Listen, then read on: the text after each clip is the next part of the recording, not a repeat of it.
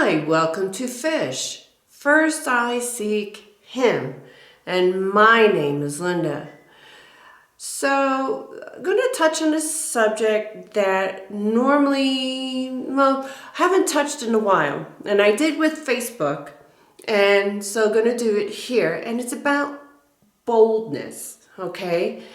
I'm learning that with many things, meaning emotions and actions, is not just one-sided. It's really multi-dimensional. So I'm going to be doing a whole thing probably down the road sometime about anger and happiness, and just to hit the emotions, like the spiritual side of it and the natural side of it. It really is a difference. And so today is boldness. Now, we know boldness is the courage to act or speak fearlessly, right? Despite real or imagined dangers. So when a person acts boldly, he or she takes action regardless of the risk, right? No matter what the risk is involved, they will go for it. So for instance, for example, like let's say you have this tiny little mom, right? She's just this little thing. And she's on the street with her kid and some guy tries to grab her kid. Well, she will stand up to this guy no matter what, right? She will be bold to defend her kid from this predator. So boldness is not to be confused with rashness or aggressiveness, okay? Boldness is similar to assertiveness in that it empowers someone to do or speak what is necessary in spite of the possibility of a negative outcome. Okay? So boldness was one of the first characteristics of the Holy Spirit imparted when He came in to indwell believers after Jesus ascended into heaven. The followers of Jesus had been hiding in fear of the Jewish authorities, praying and encouraging one another. Then the Holy Spirit came upon them, and those formerly terrified disciples hiding up there in the room became fearless preachers. Acts 2. And a short time later, as the disciples faced persecution from the authorities, well, they prayed for boldness. Acts 4:29. And their prayer was answered, and they were filled with the Holy Spirit and spoke with boldness. Acts 4:31. God gives us boldness when our objective is to obey and glorify Him with it. Okay? So spiritual boldness, we're going to talk about spiritual boldness, can appear to be opinionated or extroverted when in fact the bold person may feel great trepidation, and such boldness comes from the Holy Spirit, who compels a person to speak the truth in love even when it may not be welcomed. So for instance, every time I go before the camera, I pray. I pray for God's words just to come out from me. It's not about me. It's not my opinion. It's not anything. I pray, I guess, for that boldness, because there's no way I could do this on my own. And when one time only, I haven't prayed before, it was a disaster and I had to close up for the day. I shut down the camera, I took away my notes, everything. And then I prayed quite a bit that afternoon, and the next day, just before videotaping everything, I prayed and prayed and I was able to do it.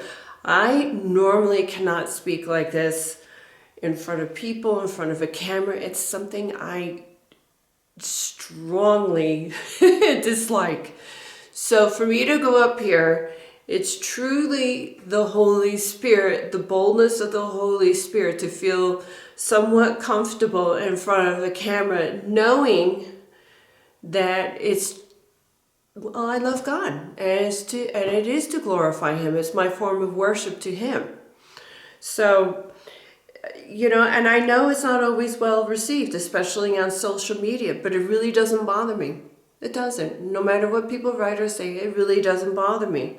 So healthy boldness, okay, we're getting back on track here. Healthy boldness can be compared to, we're going to give another example, right? So let's say you have someone who's afraid of snakes. We're going to take a woman because I know a lot of men are afraid of snakes too.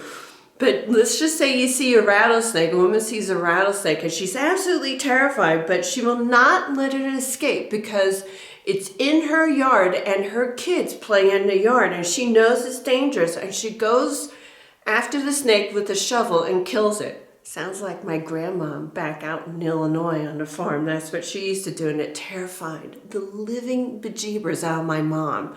My mom said my grandma would hang the dead snakes over the fence, and she was terrified.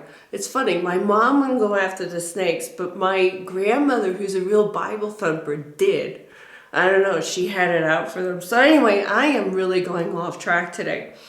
So I guess my grandma had no fear because she was being bold and killing the snakes. So anyway, it came from a determination to do what's right.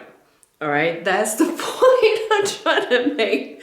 It came from a determination to do what is right, to protect her kids regardless of her fear.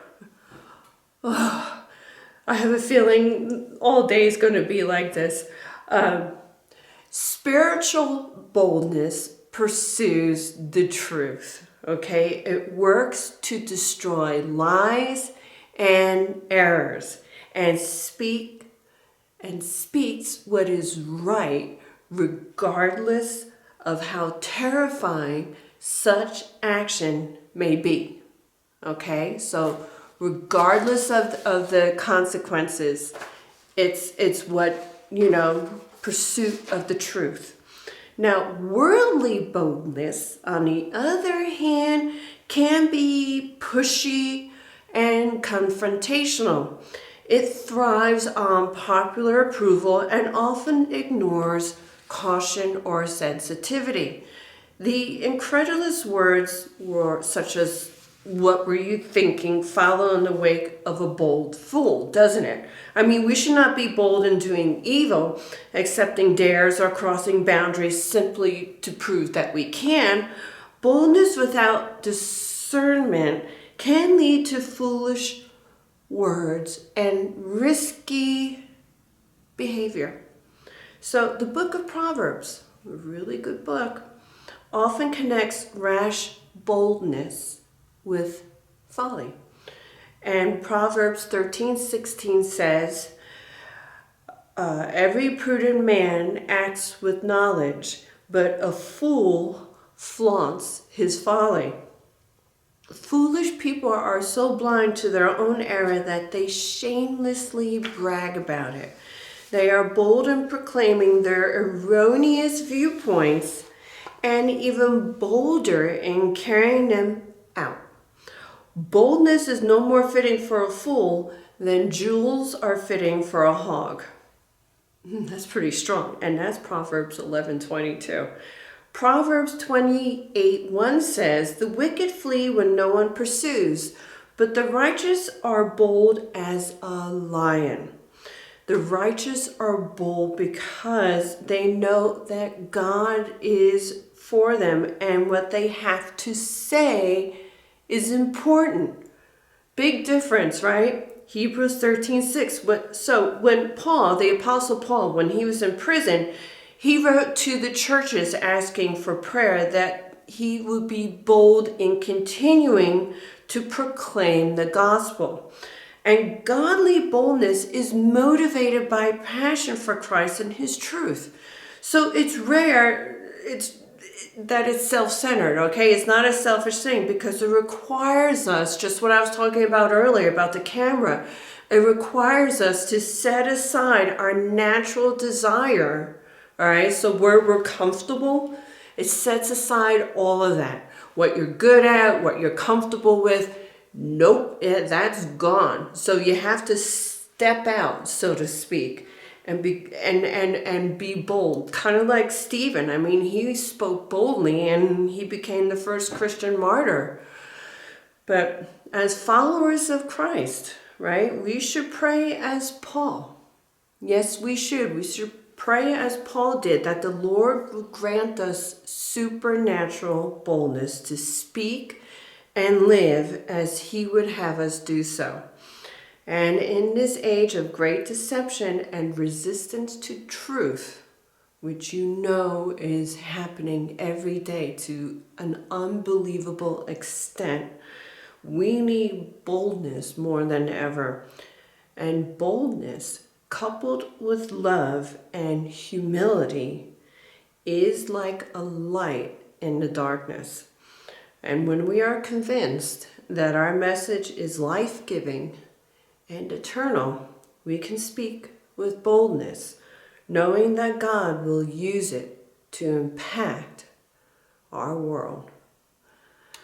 Well, that's it for Fish. First I see Kim. My name is Linda. And until next time.